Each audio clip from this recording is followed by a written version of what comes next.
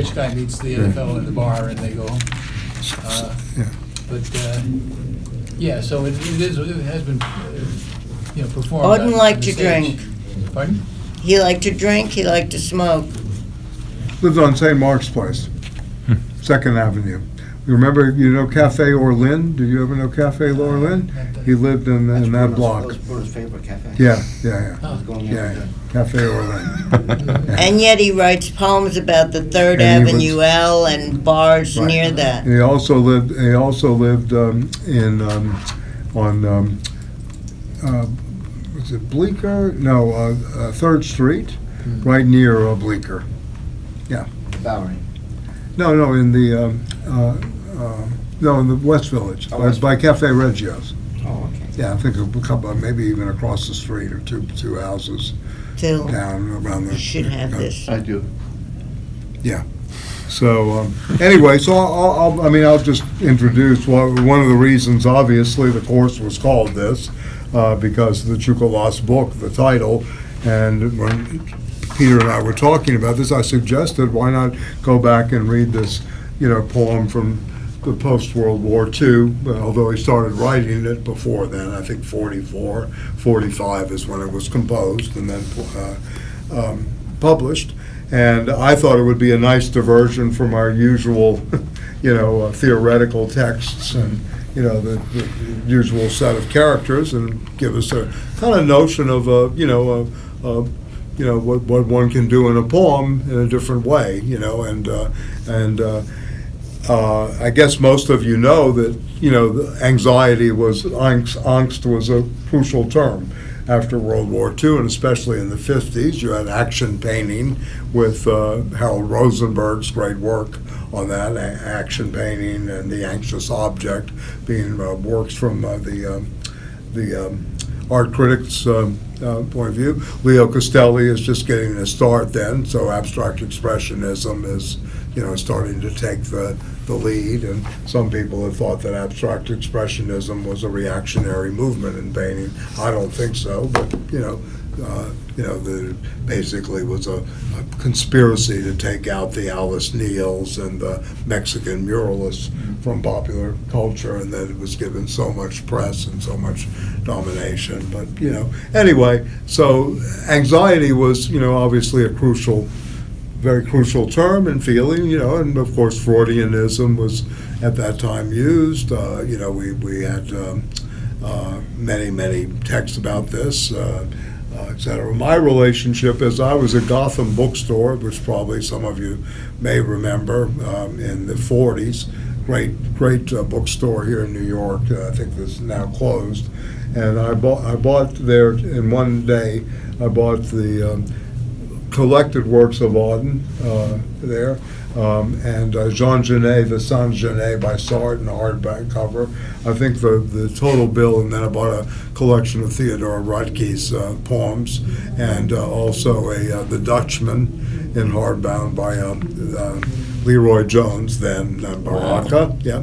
And I think the total was like $16, and I still have 3 of them, And it's a great bookstore, a really great bookstore. You could peruse, hang out, talk to people, etc., going on. But I thought this was kind of fundamental. It's a very interesting construct. I mean, we're going to let Chris, do a spiel on it, a nice little presentation of its more literary merit and its Sure, formal whenever you want. elements, and maybe we can take it from there. I mean, I think one thing we should realize, this was, he actually grew up, in England, acting like an analyst to a lot of his friends.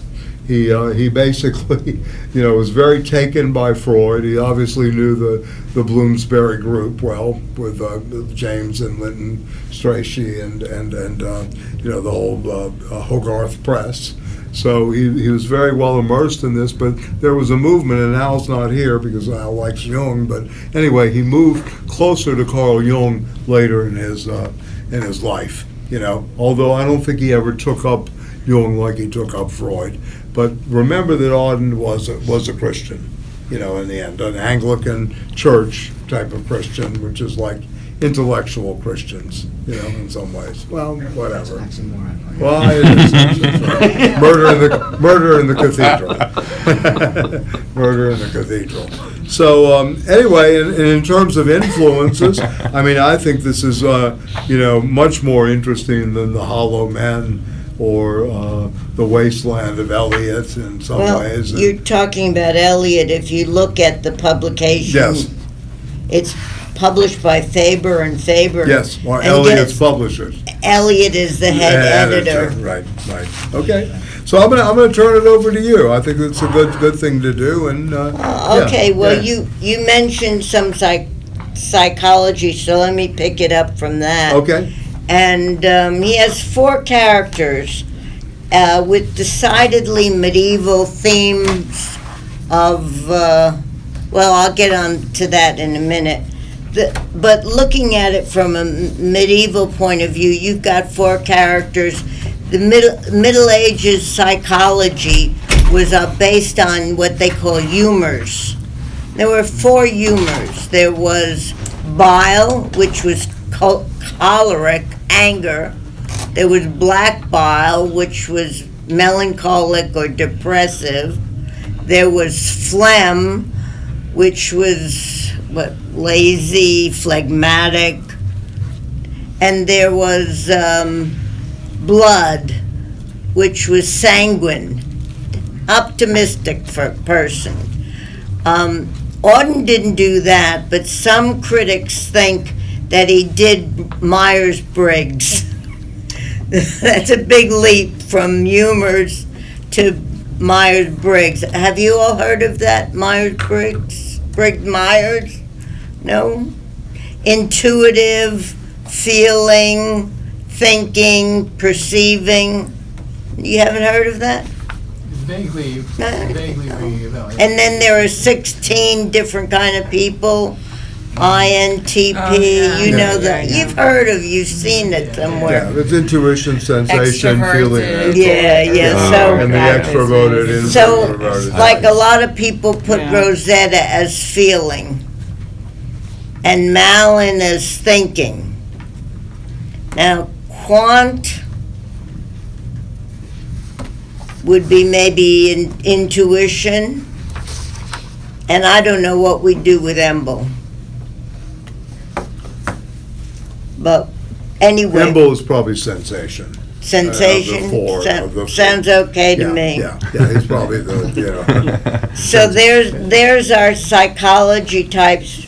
We do this because Auden deliberately flattens out the characters. They're not realistic in a 20th century type. They seem more allegorical than they are realistic.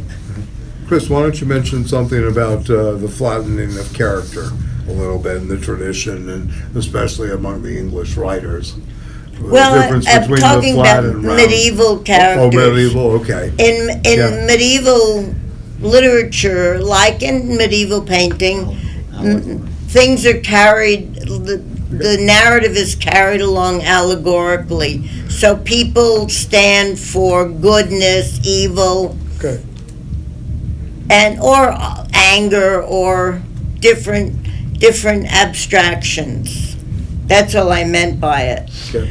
But something that in reading it had really caught my eye, and that no critics say this either. This is all me off the top of my head. But I'm looking at these 4 characters meeting in a bar, and they're strangers. And I'm looking at the prologue, and I'm thinking, where have I read this before? Strangers meeting in a bar, and the poem begins with a prologue. Well, at the time that he wrote this, he was teaching in the New School, Right. a survey course of literature. I don't know how many of you have had survey courses. Shakespeare and all the major writers. One of the major writers is Chaucer. Chaucer's Canterbury Tales. They meet at the Tabard Inn, they get drinks, and in the tavern, and they stay at the inn. 30 strangers.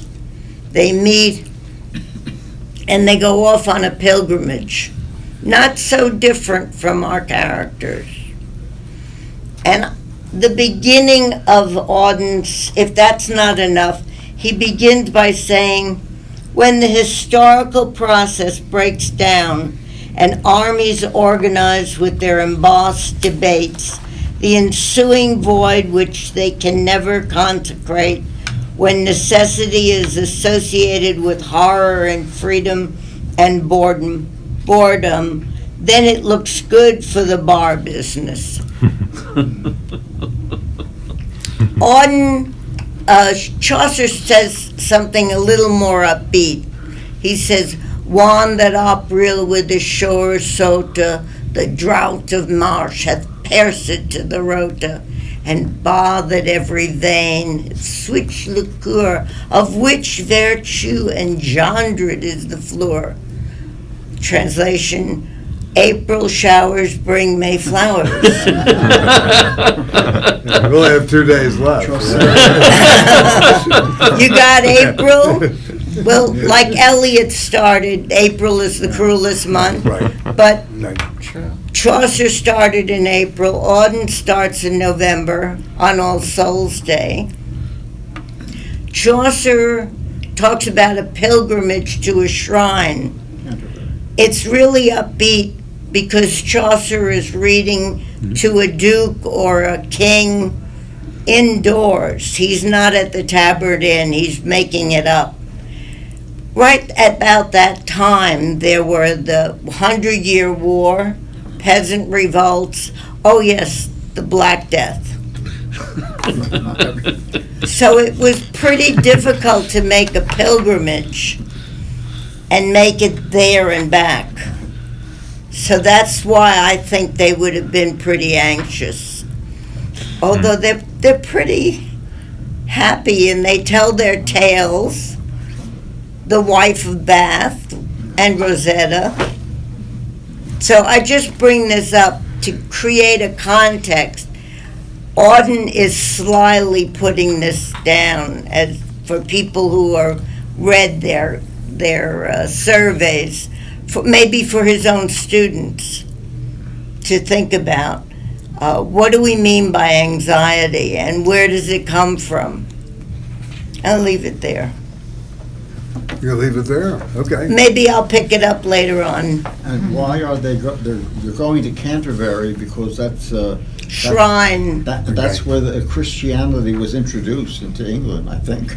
Oh, well, it's the shrine of Martin Thomas of Becket. I visit that big cathedral. It's a shrine of Thomas of Becket. I don't know if that's where it was introduced, but they're going to a shrine. They may be praying to be saved from the plague. Right. That's one reason why they went. There is an image of a little man in a boat tossed upon seas.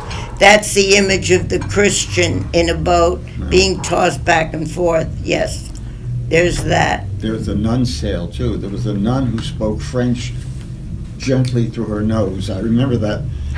You really read carefully. You must have got an A. You got an A. You both got A's. I heard how you recited it and how Al was commenting. I remember that. Both got I used to A's, teach yeah, French. big time. And one of the people was a nun, and it was said of her that she spoke French very gently through her nose. That's what Chaucer said, because French being the nasal language. What about the Wife of Bath? Didn't that get to you? Yeah. Well, I only read excerpts. I don't. Until he saw I never read the whole. Pasolini. That's in Middle English. That's in Middle English. The Cliff Notes version. Well, I'll leave it to you, Michael. Okay, all right. I'll come back on the math. I'm going to kind of frame something. Yeah, I know you're going to do the maths, but what about the double? Because that's what Claude begins the thinking with, that they're sitting in this bar, they kind of come together, happen chance, and in a way, I mean, they become more closer than most people, that their friends become closer than today. So there's an intimacy, in a way that's sort of almost created immediately immediately, even though it's through ideas that the intimacy takes He place. says, my deuce, my double, my dear image. Right. It's like Baudelaire. Yes, it is like both. Yeah, my brother, my That's my right. hypocrite, my Mon frère, my lecteur, Hippocratic mon reader. hypocrite Yeah. lecteur. My yeah. So in a way, there's a play here on Baudelaire formally. But what about this double in My Dear Image, lively there, where song is a grimace, sound logic, a suite of gestures. Yeah. So what do you? I mean, just to open it up in the beginning here these people have all congregated. One says it's only the bartender that if you want a good business in wartime, it's the bar you get into, right? Yeah, in a way, and he's very good with this, and he describes these characters, but it begins with this notion of the double, the deuce. Yeah. So I was just wondering if you had something to say about that, because to me I think it's important. It's one thing alongside of the play of masks that I know you're going to comment upon, and what is this whole part one, the prologue doing here? Yeah. The shady characters or displaced persons, they don't sound like shady characters or displaced persons. They sound like, concerned, Does anybody else have a comment on that? Yeah, anyway. Nobody? I can sing Piano Man. No, I told you couldn't do that. I You put that in promised- an email, you promised me you wouldn't do that. Yeah? There's somewhere here where Malin says that the image distorts the mirror, Yes. but I can't find it. Well, maybe we can take it this way, since, I know, obviously you and Al, I mean. Oh, yes, it's up Yeah. 1, 2, 3, 4 lines from the bottom of Malin's first. Yeah, man has appearance. no mean, his mirrors distort, his greenest Arcadias have ghosts too, his utopias tempt to eternal youth or self-slaughter. So for Kant, mirror is the double of him, and for Malin, it's a distortion. And for Hamlet, he says mirrors hold the picture up to life. When he talks to the players that come round to the royal house, he says, hold the mirror up as word to life, to represent what life is like.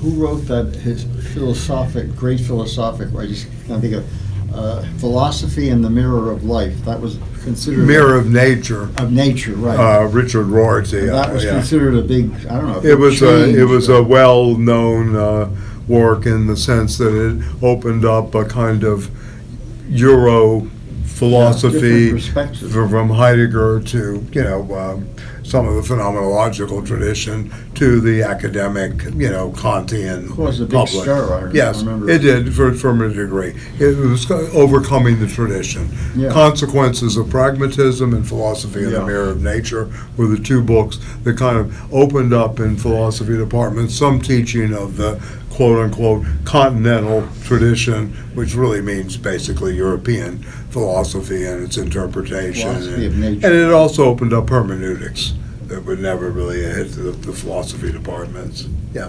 Well, put it another way, Yeah. why are there mirrors in bars? We'll go back to Freud. Not the bars I go to, but anyway. Oh, Yeah. okay. I'm just kidding. So you can throw a bottle at it. Yeah. No, it's a good lot point. of No, those- go ahead. Yeah. those Salons out west always had mirrors, I think. Not that I was there, but the saloons, I meant to say, saloons out west. They usually had mirrors behind the bar.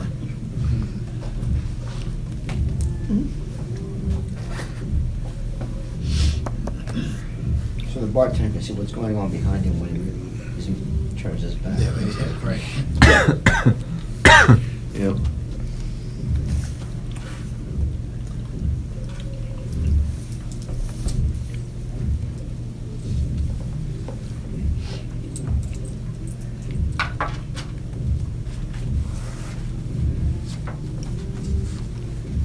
But what about the various themes? The what? There's war, the themes. War, the themes. Yeah, war is, is a.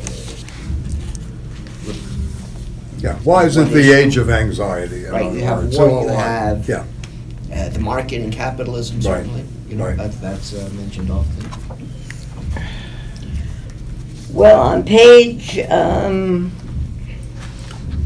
tell us 17. what part, you're part 1 or 2? on page 17, Well, what part is that? I'm sorry. Part 1. Oh, you're in the same translate? Okay, I'm sorry, okay. on page 17, their radio is playing, and the rhythms there are what are called spondees. Boom, boom, boom, boom, like drums. Virgil used it to show war. It's like drums of war.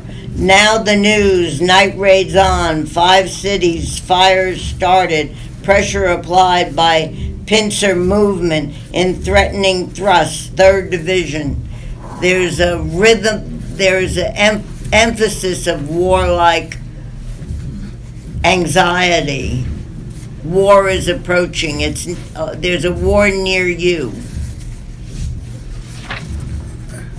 Okay, I know there are other things, you want to go into some other things? No, I have I'm just asking one the passage question, where what Malin we is look up there. speaking in part 1, and he says, "The new barbarism is no uncouth desert dweller. He does What not page? emerge." Page 16, at least in this text, yeah? And this, Yeah, Malin, The page Malin, with the new edition. in the new edition, yeah, It's just the page before 17. okay. I don't know what she was. Yeah, I think so, but I didn't see what she did on 17 in this I one. think Chris is Yeah. different page. So it's Malin speaking before Quant, the soldier's fear. It's called, he says, "But the new barbarism is no uncouth desert dweller. He does not emerge from fir forests. Factories bred him. Corporate companies, college towns mothered his mind, and many journals backed his belief. He was born here. The bravura of revolvers in vogue now and the cult of death are quiet at home inside Quite the at city. home, quite Quite at home, at home inside the city."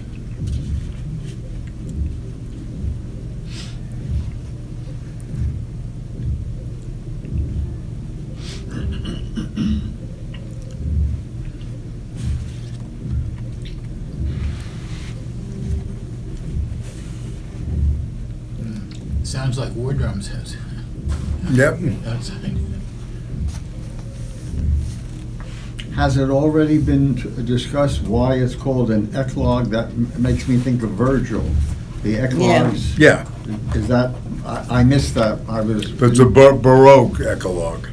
Oh, yeah, but the eclogues of Virgil, they were written in the style, or, I don't know, inspired by Theocritus, the Greek bucolic poet who Right. lived in Shepherds. Sicily, Right. yeah. Yeah.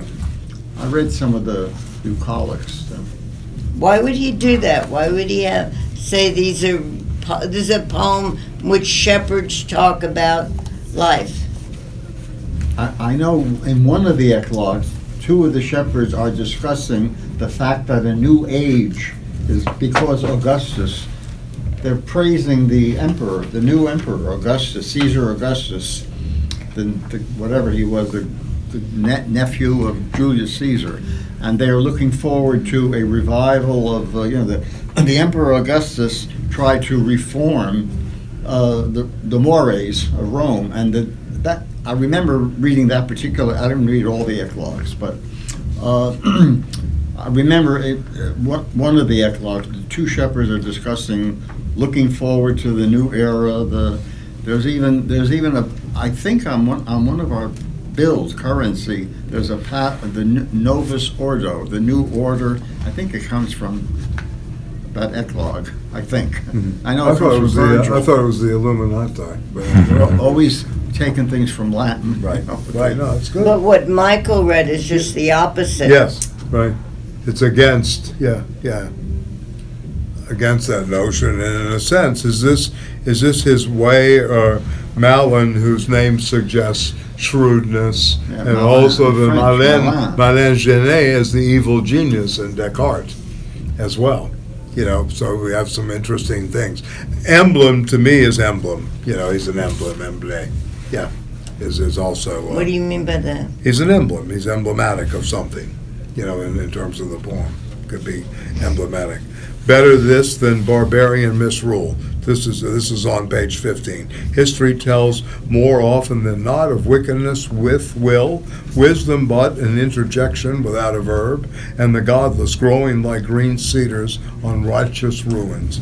The reticent earth, exposed by the spade, speaks its warning with successive layers of sacked temples and dead civilians. They dwelt at ease in their sown centers, sunny their minds, fine their features, their flesh was carried. On beautiful bones they bore themselves lightly through life. They loved their children and entertained with all their senses. A world of detail, wave and pebble, boar and butterfly, birch and carp. They painted as persons, portraits that seemed neighbors with names. One knows from them what a leaf must feel. By lakes at night twilight they sang of swans and separation, mild, unmilitant, as the moon rises and reeds rustled, rituals appointed, tastes and textures. Their touch preferred the spectrum of sense to Spartan morals, art to action, but unexpected. As bells babbled in a blossoming mouth, nearsighted scholars on canal paths defined their terms, and fans made public the hopes of young hearts out of the north. From black tundras, from balsa and lichen, peripheral people, rancid ones, stocky on horses, stomachs in need of game and grazing, by grass corridors, counted down on their concatenation of smiling, coursed down on their concatenation of smiling cities. Swords and arrows accosted their calm, their climate knew fire and fear, they fell, they bled, and not an eye was left open. All disappeared, utter oblivion they had after that.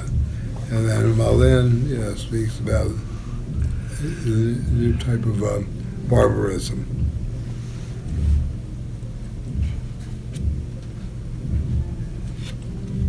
We have different versions. Pages? Yeah, I think so, yeah. That was on page 23, now 24. Oh, okay. On our page 22. 23 and 24.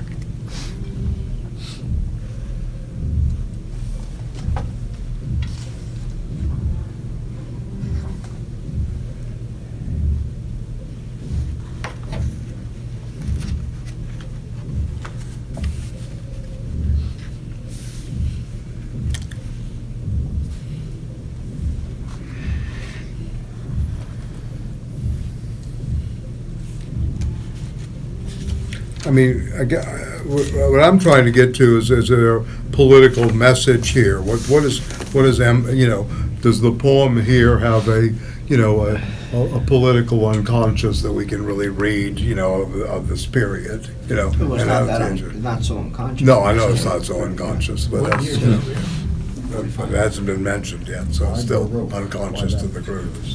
Yeah, Why called Baroque? yeah. I think of Baroque as excessively ornamental, right? Isn't it? The church Baroque architecture. Why Baroque? It's called the Baroque. Why that style evinces for me, if that's the right word, highly decorative churches, like some of the churches, even in Mexico. The super elaborate Baroque churches in Italy and Mexico and Spain.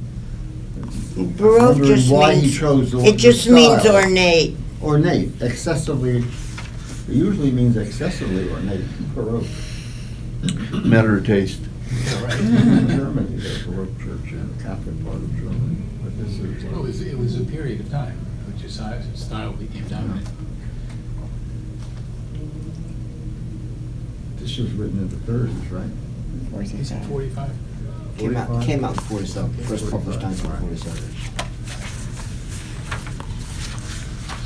It's written in a kind of Old English rhyme scheme in which there's alliterative three, if you haven't figured that out for yourself, that there's three alliterative rhymes, quote unquote, on each line, but it doesn't rhyme at the end of the line.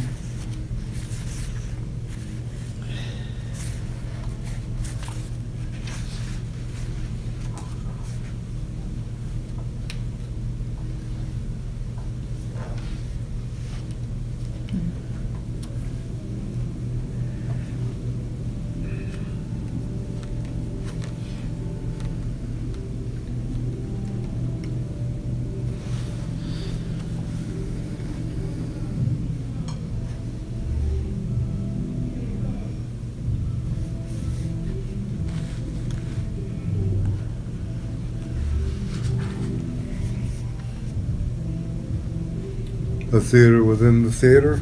So our theme tonight is Homo abyssus, Occidentalis, or a curious case of cold feet, or seven selfish supperless ages. This is Juan speaking at the end of part 1. 29. Yeah, 29 or 21 in this book, right? That's after And then they went to the booth, right? Quant shuts off the box. Right. We were just talking about the incessant sound of Trump and talking about Trump and all the MSNBC. I mean, I think Auden is speaking to the same phenomena. Listen, box, keep quiet. Listen courteously to us, 4 reformers who have founded, why not, the gung-ho group, the Ganymede Club, for homesick young angels, the Arctic lead. And then he talks about the theater.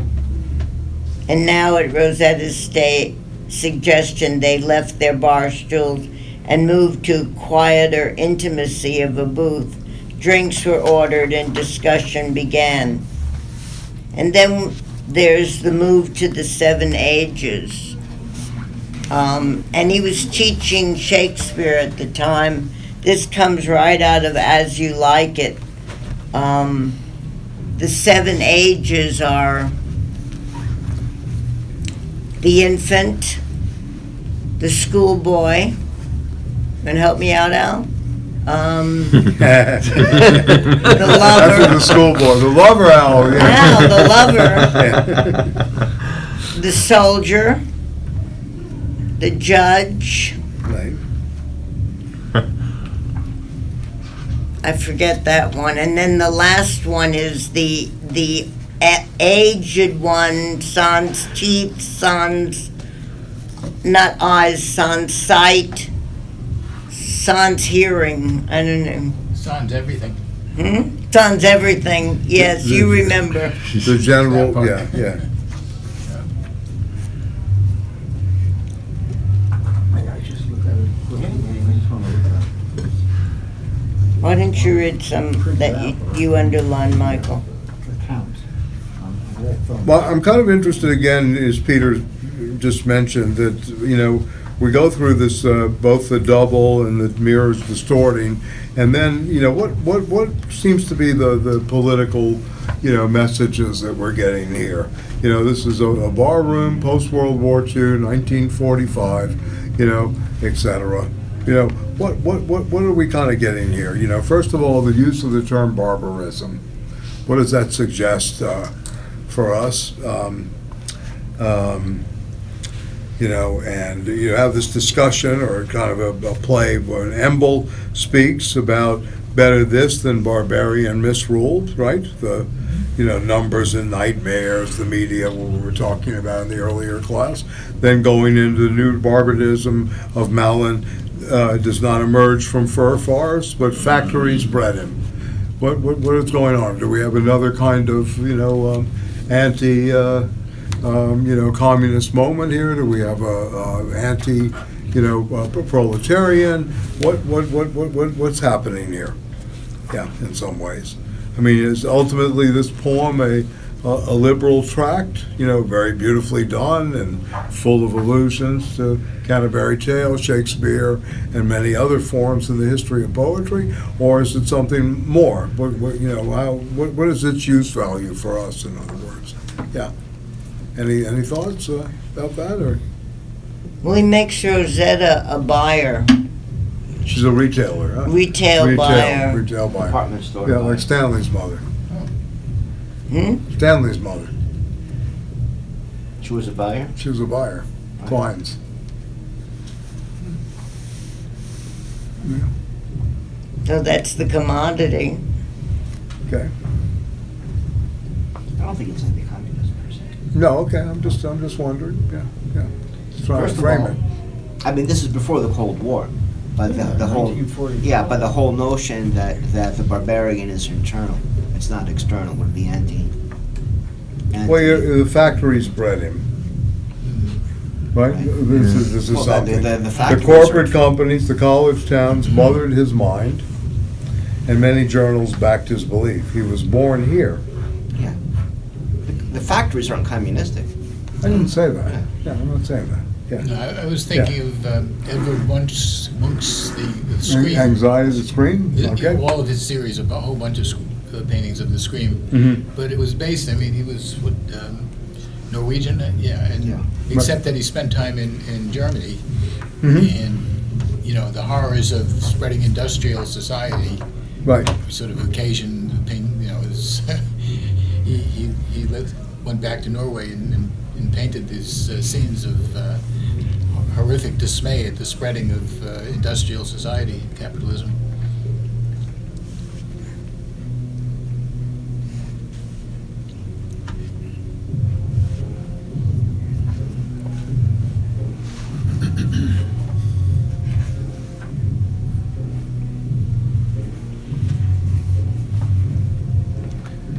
I don't think you're going to get a flat-out statement, political statement out of this. No, I'm not trying to get that, but I want to talk a little bit about. You have to yeah. infer it.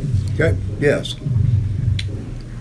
Why, 1945 was the year of the end of the war for both theaters, Europe and the Pacific, right? They both ended, right, 1945? Yeah. So why the end of the war? Well, I haven't read it, so. England was a very dismal place at the end of the war. It was what? A very dismal place. Yeah. It was But he was And here already. New York He was was here filled with after the VJ world days. No, but in England it was really, cold apartments, Yeah, that's right, that's right. lack of food, it was lack of heating, it was, Things you were know. dismal. yeah. Quite You had, dismal. returning soldiers coming back to really nothing. In the US, there was at least some, It was VJ Day. yeah, it was Yeah. celebratory, but Yeah, I don't think so celebratory. much in the But he was UK. here already, Auden. He didn't write It was this. here, yeah, no, that's what I'm He saying, yeah. wrote this here. Yeah, yeah. Oh, okay. I thought he was still there. Well, that shoots that theory. Um,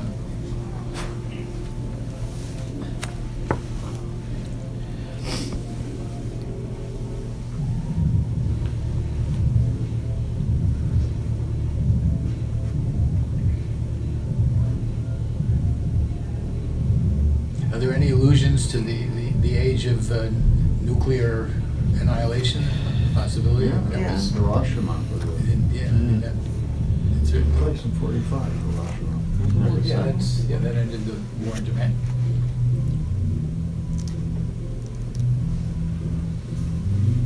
So far, our conclusion is that we should open a bar. Yes, Yeah, That's the definitely. lesson. That's the way we get over the age of anxiety. We profit from Yeah,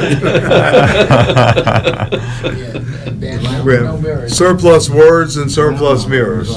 Maybe we should send around September 1, 1939. It's concise, and it basically is a concise version of this whole poem. Really? Yeah, really. It's the same year he wrote on Freud's death, too, in memory of Sigmund Freud. It's written as Hitler invades Poland, Mhm. and he's in a bar again. Spent a lot of time. Well, that's Auden. Yeah, There's the yeah. Bowery, right? Well, not on, but this is on 52nd Street. This bar? Yeah, the bar here is on 52nd Street. I thought I Yeah. read, did I misread something? Maybe give Sorry. it a promo. I thought I saw here. Do you want me to mail it out to you? And Yeah, you can mail it, I mean, yeah. I mean, I have it, but yeah, sure. It might make it easier to, That's not Hell's Kitchen. To understand where he's, coming from. and Well, if it's what west, he's Way on the done. west side, that's Yeah, Hell's if it's Kitchen, west, right? yeah. West 52nd. I don't know if it's west or east. No. The name of it is the date. Hell's Kitchen? the name of it is the date. The what? The date, That's the bar? September 1, 1939. Oh, no, that's the poem. Here it is, in the bar room on New York's Third Avenue, see? Okay, but it's On New 52nd York. Street, I think it was. Oh, okay. But Third Avenue is, that's way, Third Avenue. Second Ave, the Bowery is Second Avenue. Yeah, but East downtown, side, not of course. uptown. It's much more political. What, this one? Hmm? This one or the first one? It's full of The one symbols, that that's for sure. I It's meant dense. You really have to September read 1, this slowly. 1939. Oh, okay. Everything's in Yeah, public well, this library. is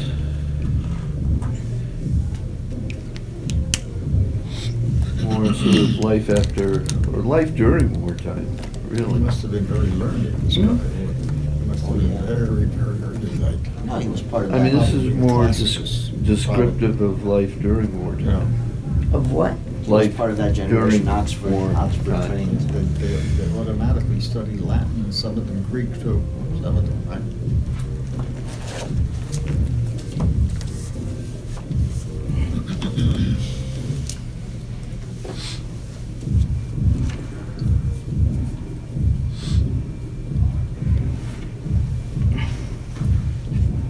Well, So I the mean, aftermath. one obvious similarity is that he's writing about a moment where historical process breaks down, that kind of in between time. And the Tsoukalas book is also about Right. that kind of a moment, that you have the moment of decay of things falling apart, and But as Gramsci says, the new cannot yet be born. in the short poem, though, he's calling a spade a spade. He's saying this is a deceitful and evil moment.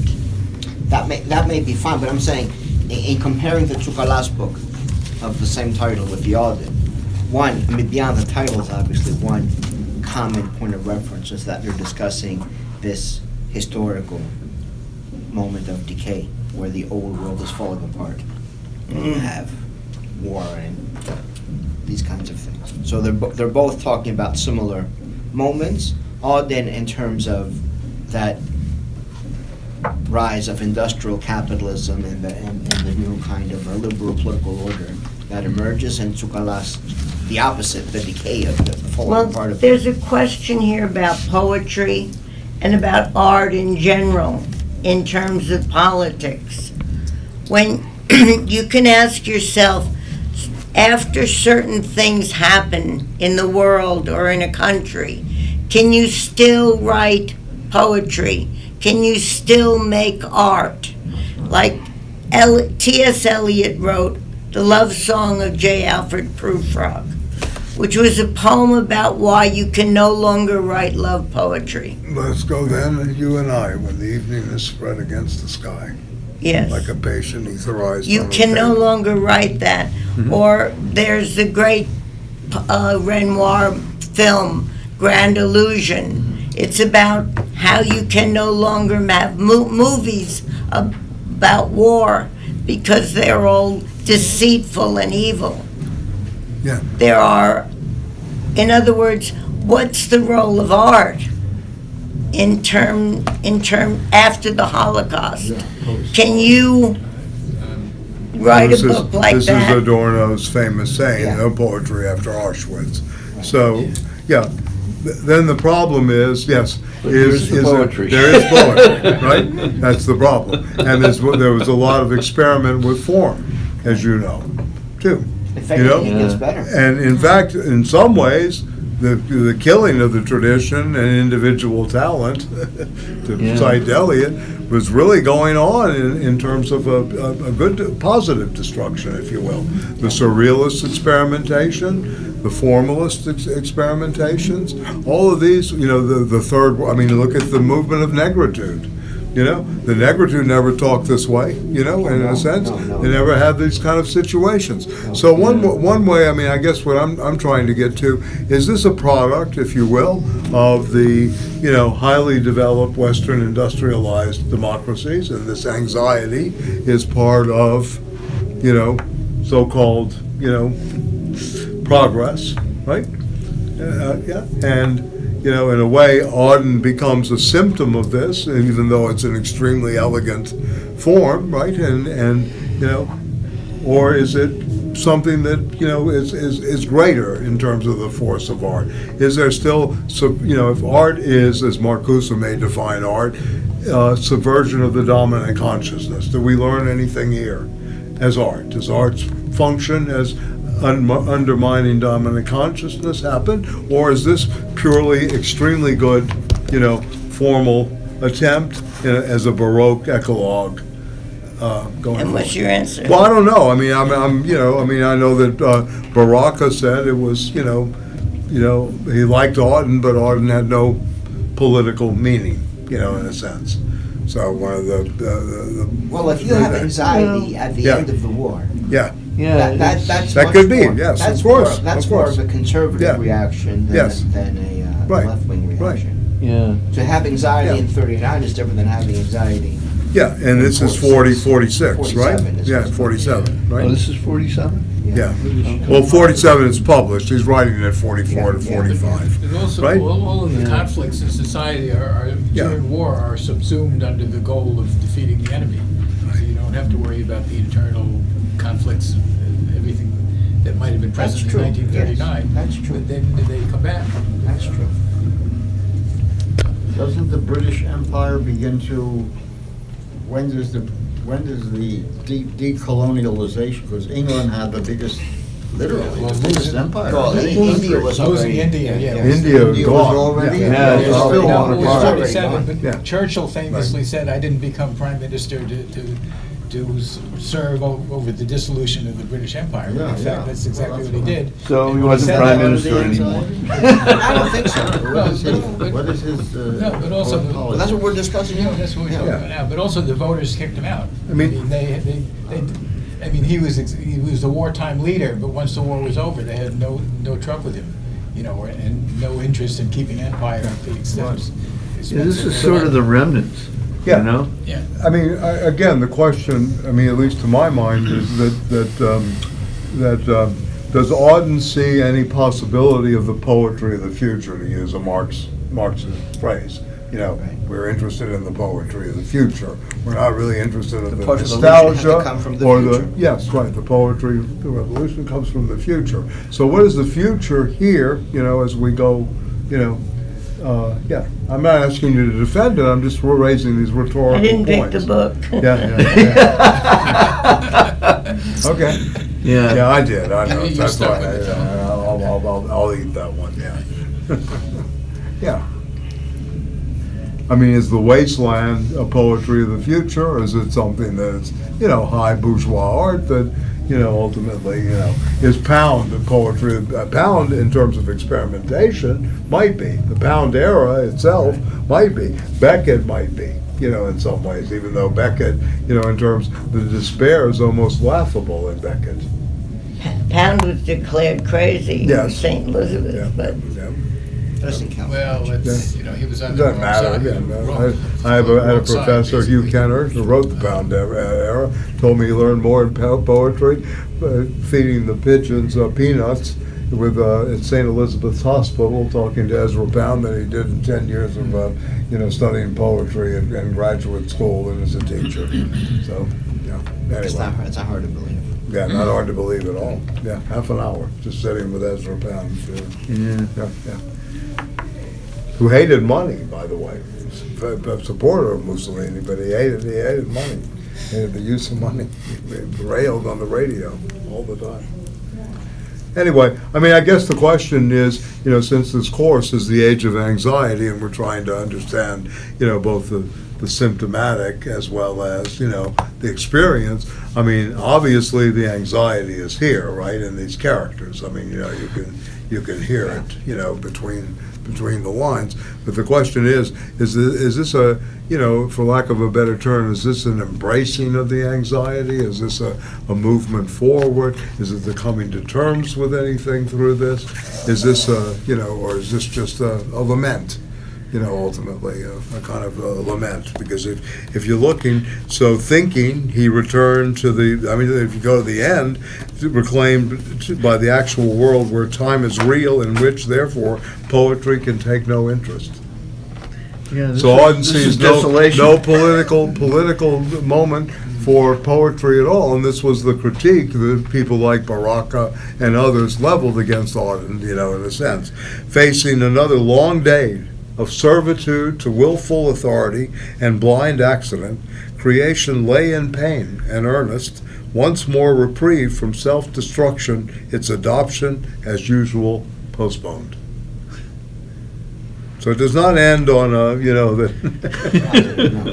Well, the whole thing. Rosetta and Embley are not dancing at the end, right?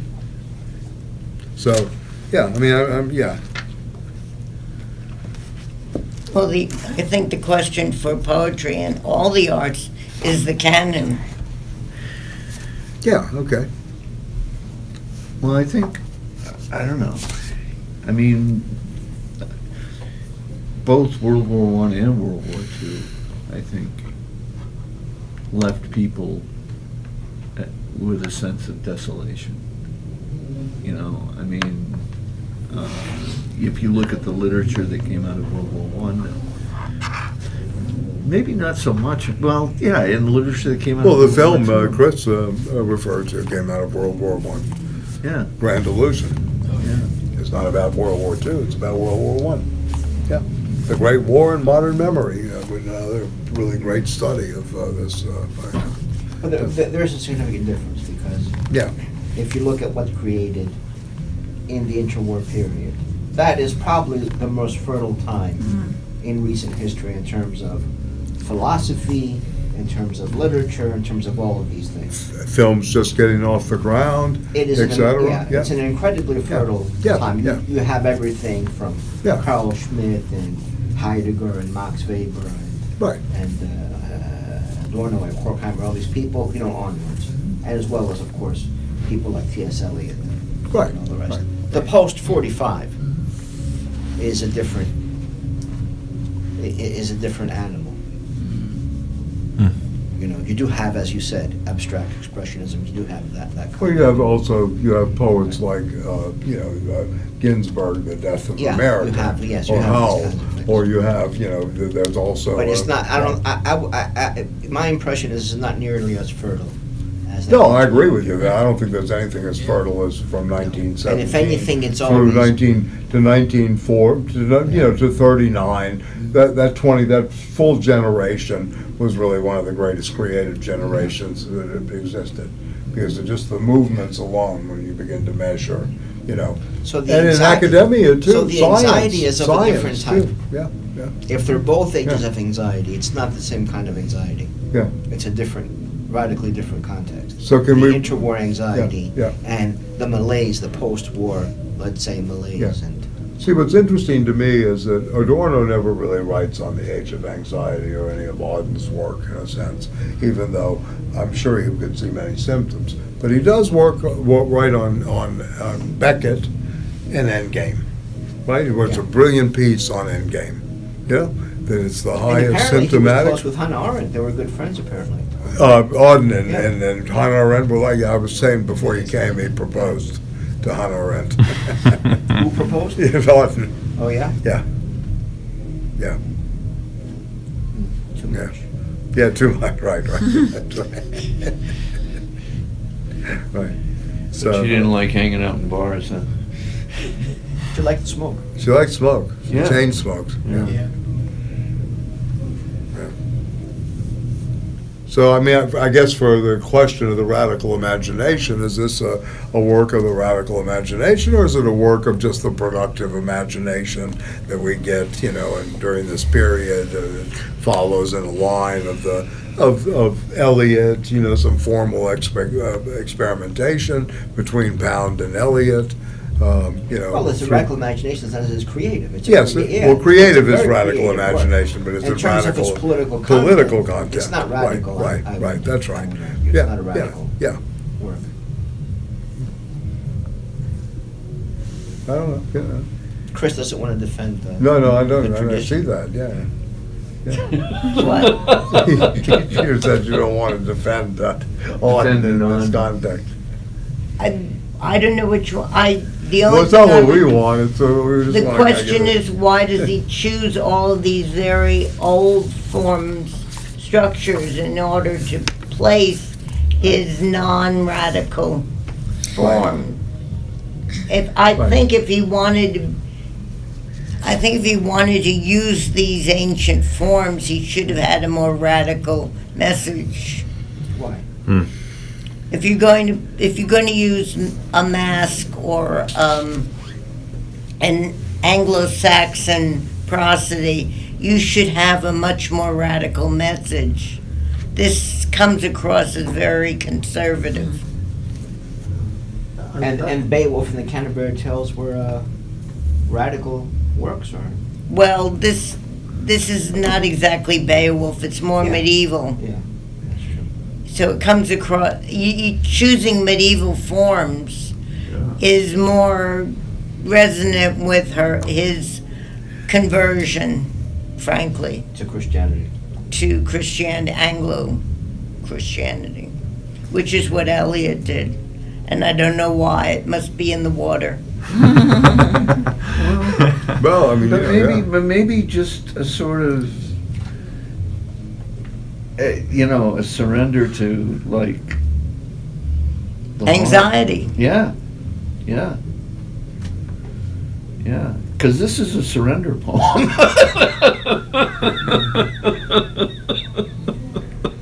Let's go to a booth, huh? Yeah. What is, may I ask you, you've read the work, I haven't read it. What is the essence of the message? Is he lamenting the past glories and power and Not so much prestige the of glories. He's the- lamenting what has happened. He's lamenting what this world has turned into. Yeah. Yeah, the first part of this, Al, is in the part one, which is part of the prologue, right? Quant says, "All wars I can well imagine. Gun barrels glint, gathered in ambush. Mayhem among mountains. Minerals break in by order." On intimate groups of tender tissues, as their tough visit flesh flusters that was so fluent till now, stammers some nonsense, stops and sits down. Apathetic to all this, thousands lie in ruins by the roads, irrational in woods, insensitive upon snow-bound plains, or littered lifeless along low coasts. So there's a description of, the devastation, obviously, probably both in London, his visit, or what, and the newsreels, etc. Very good. Vague vegetables, survivors play cards in kitchens while candles flicker, and blood-spattered barns, bandaged men, their poor hands in a panic of need, groping weakly for a gun butt or a friendly fist, are fetched off darkling. Many have perished and more will. Right? So he's setting the stage here of what the war did. Right? And each person, I mean, the interesting thing about this to me is each has a vision of what war is. Right? Rosetta has a different vision, and in some ways she represents, maybe in some ways, the beginning of the founding of the state of Israel. In some ways, she's kind of going that way, right? And Quant is very much into the destruction, seeing the destruction for what it is, right? And and then they go into the back and forth about what is the new barbarism, or is it is it just a new kind of misrule that they're facing? going forward. So he sees right? barbarism Yeah. coming. Yeah, yeah. Well, it's already there. It's there. Yeah. It's already there. It's right? happened. Yeah, yeah, yeah. Definitely different. G.I. Joe's tidings of great joy and saying, definitely different. Has that democratic extra elegance.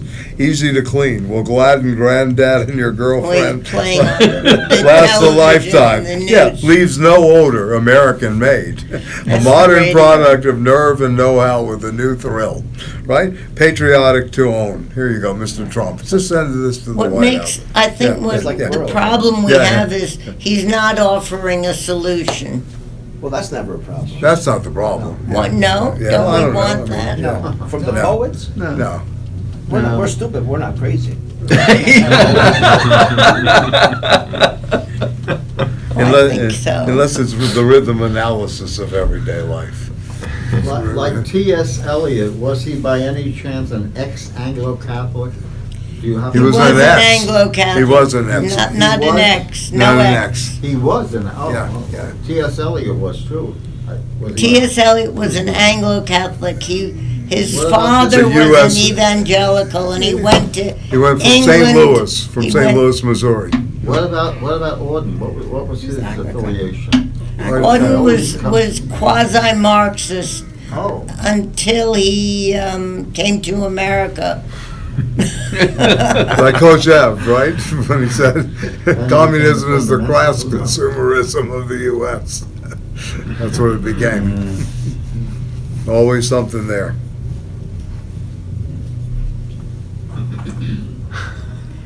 I always thought we looked to the arts to give us a way out. Well, I agree with you in some ways, or at least pointing the way out. The problem here is, as I just read at the end, is that this is very, much, to my mind, this is it's a nostalgia. And in some ways, it's not a healthy nostalgia in a sense, facing another long day of servitude to willful authority and blind accident. Creation lay in pain and earnest, once more reprieve from self-destruction, its adoption, as usual, postponed. It's not the, great, yeah. Well, we can ask the question, because the last time we met, which was, Right, 3 weeks ago, 2 weeks. and we did Tsoukalas and Right. Cohen, Right. why is the reaction to the things falling apart one for nostalgia towards St. Paul and the Berlin Wall? Oh, nostalgia is a natural reaction to things falling apart. Haven't you ever seen the MAGA hats? Make America Great Again. Yeah, well, I don't know if that's nostalgia as much as, or simply nostalgia. But why is that the reaction rather than, let's say, in keeping with our theme for the summer conference that we're going to have, being able to posit, to imagine the new that Right. can emerge out Right, of the... or to develop the new form at the end, right, in a sense. I mean, here he is, he's got this Baroque Eclogue going, where's the new form that he can produce, right? Oh, we To can have hide- his thinking. But even Yeah, maybe within even the a form, poet with too, the political yeah, sensibilities yeah, right. of Cohen, Right, we see has a similar right, has a similar reaction. We're going to long for the days of the Berlin Wall and Stalin. Yeah. It's hard to come up with a new form, isn't it?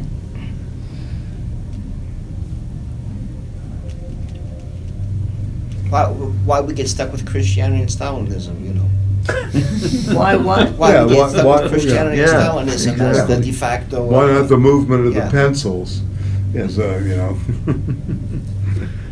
we need a new movement of the pencils, people aren't thinking. Or in terms of even in terms of the Tsoukalas, the politics of the interwar period, let's say, of the nation state being able to control capital and have limits in those sense, Yeah. the welfare state, because that's what we're left with politically.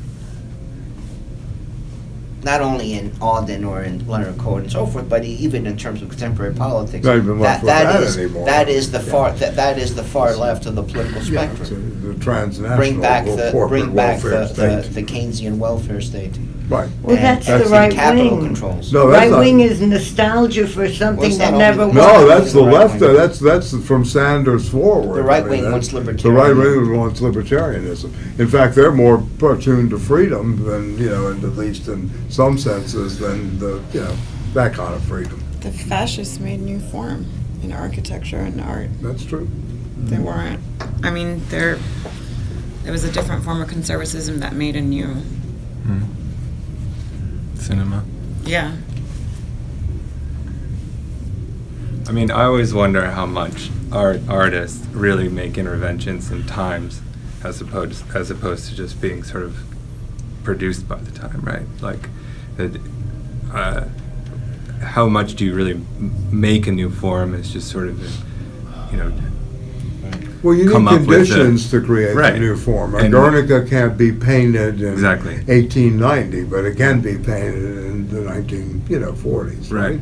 Yeah, so, yeah. So I don't think I it's, maybe he's just making poetry in a time where, the bourgeois form is exhausted and there isn't one yet to replace it, See, that's an interesting question to me. Why does he go back to a form like a Baroque Eclogue Yeah, at this exactly. point instead of, Exactly. a Instead form of like having the avant-garde. incorporation of the avant-garde of a negritude or, new kind of poetry that may be coming down. I mean, you look at, what does Ginsberg do with something like this? How, right? Or The Death of America. I've seen the best minds of my generation destroyed, right? He And, goes back. reality that sandwiches. goes back to Blake. Yeah, It's sure. the prophetic. Sure. No, I know, the prophetic tradition, yeah, no, I know. Is I the know. mystic play. Yeah. Burroughs is even a better example in that case, in terms of being avant-garde, in terms of the technique and the form, not just the content. Well, the cut-up method is, Yeah, yeah, definitely, yeah. You said something, Chris, that sparked this thought. You said it's difficult for creative artists in some tradition, maybe in the Anglo-Saxon, to find new forms. I'm thinking, I studied French literature a bit more than symbolism developed in the period of Mallarmé at his school, and then that evolved into something called fin de siècle decadence, and then Into there what? was End of century decadence, and end of century decadence, and then the reaction to that was Dadaism, Yeah. complete Right. obliteration of all, Yeah. and then Dadaism came after World War then I. came surrealism. They came after World War I and discussed with what happened in World War I. But we're saying, look No, at I'm the talking about contrast. The French. The contrast. In terms of the artistic shift, you go to the avant-garde and the new. Whereas now you go back, you get repetition of the old. This But kind of nostalgia you s- look back to the You old. said it's already. He's conservative in this book. I mean, ultimately, that's what we're finding. I mean, Frantz Fanon picks this up and does what with it? What? Frantz Fanon. Think about Fanon as reader of The Age of Anxiety. Maybe Yeah. you should bring that in. Lenin was reading Tolstoy and Gorky. That's true. No, yeah. No, it's beautifully written. Yeah. And Yeah. it's obviously symptomatic of something much larger. Yeah.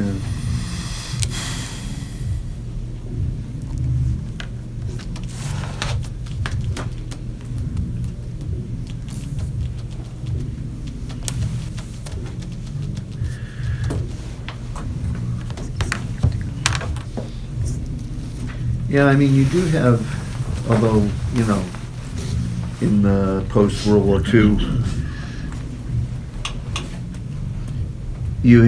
people don't consider it serious literature, but you have science fiction, A lot of people argue about that it's not taken seriously and it should be. But you have a lot art world. You have like abstract expressionism, Pollock. It's a lot of Oh, yeah. No, a there were- lot of yeah, innovation there. There were moments, no question. But not here. Not here. I mean, not in this work. Oh. No, not in this work. Yeah. You want to say something about masks, and then we can... No, No? no, not till we get to it. Is this the end of it? If we don't get to it, then I'm not going to say anything. You want to consider it next week, or what? I don't know. It's up to you. We have Bruno coming next next week week Bruno for will the be here. making of the Indebted Man, so Oh, it's fine. reviewed. Let's do that. I read the first. Okay. Yeah. I would only say something if you were going to read Yeah, it. yeah. It's like a pretty here, the way it sums up. So economy of expression, it's powerful. It's enlightening, It's but yeah, it's powerful. We're not gonna go to this book? or We, what? well, we are again in 2 weeks. Oh, all right. Next week, I won't be here. I'm stuck up with the Colombians. Somebody else is coming. Next weekend. Bruno's coming, Bruno Goury. I think I heard. Yeah, you know him. And the reading is the Lazzarato, Making of the Indebted Man. The whole thing? The whole, it's a short book. You'll be back on the 10th, that's the Yeah. second Saturday, Not the 10th, the 11th. whatever it is, the 11th. Okay. I mean, I think the most political was part 5, that you were gonna, on the mask. Of all the parts to my reading, the mask was the most of the, directly in terms of maybe a call or some kind of provocation towards action. Well, if you want to talk about it, fine. I mean, Okay? I don't know that it's relevant You don't? to Okay. politics for me. I mean, the mask is basically something that's done in courts. It opens up into opera. It's amateur night. Well, it goes back to the Greeks and the Greek performances. theater, right? It's Yes, amateur yeah. performances in courts. Right. It goes back to Shakespeare, Midsummer Night's Dream, where they do Pyramus and Thisbe and Bottom, and who's the guy that says, I am Wall? For the wedding of Hippolyta and Theseus. Mhm.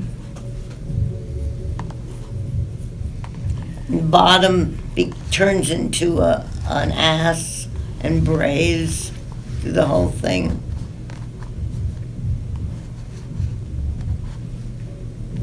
Well, I mean, do you see the mask crumbling when, in this section, alcohol, lust, fatigue, and the longing to be good had by now induced in them all the euphoric state in which it seemed as if they were only some trifling and easily rectifiable error, improper diet, inadequate schooling, or an outmoded moral code which was keeping mankind from the millennial earthly paradise.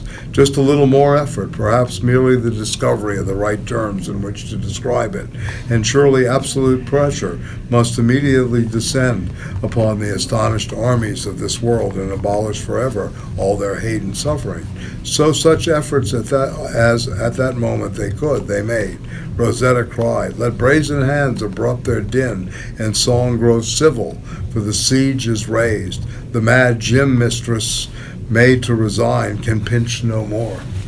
It was a wedding, it was performed at weddings, masks. Yeah, okay. And this is supposed to be, for Auden, a funny wedding. Yeah, right, okay, cool. The guy cool. falls asleep Okay. at night when she goes to say goodbye to everyone. Right, She comes back and he's passed out. okay. Typical marriage. A typical marriage? Oh, boy. No, just joking. Oh, Just boy. joking.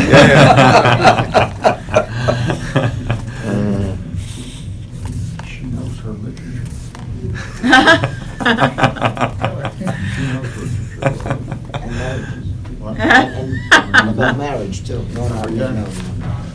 I was just saying, you know your English lit, that's for sure. Oh, I thought they were saying that was, I know my husband's. Lit, I said English lit.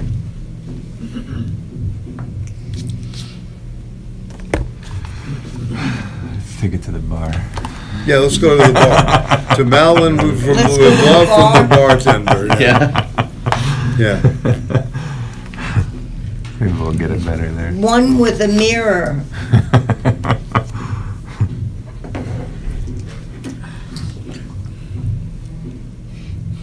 You mean there are bars without mirrors?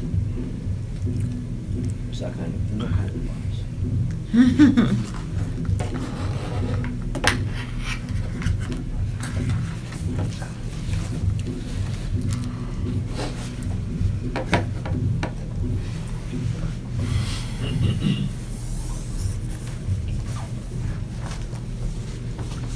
Do you still want me to send around the September one? Yeah, it's a very good, I mean, I think Auden's worth reading. I mean, his in praise of William Butler Yeats is a beautiful poem of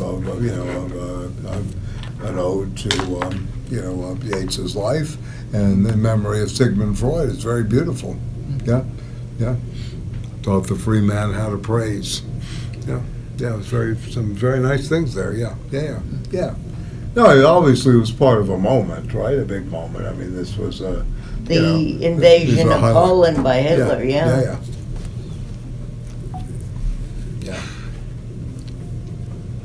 And they're love poems.